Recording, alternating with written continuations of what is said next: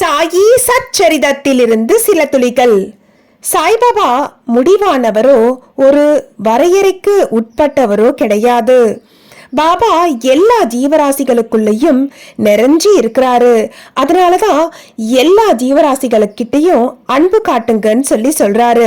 அவர் சர்வ வியாபி. எல்லா இடத்துலயும் என்ன நடக்குதுன்னு சொல்லி அவர் வாழ்ந்த காலத்திலேயே இருந்த இடத்துல இருந்தே எங்கேயோ தூரத்துல நடக்கக்கூடிய விஷயங்களை நுட்பமா சரியா சொல்வாரு. இத அவருடைய பக்தர்கள் அனுபவபூர்வமா உணர்ந்திருக்கிறாங்க.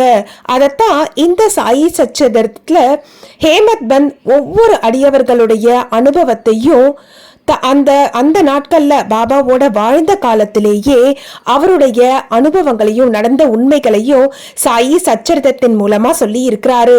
அதனாலதான் சாய்பாபாவினுடைய சச்சரிதத்தை படிக்கிறது ரொம்பவே அவசியம்.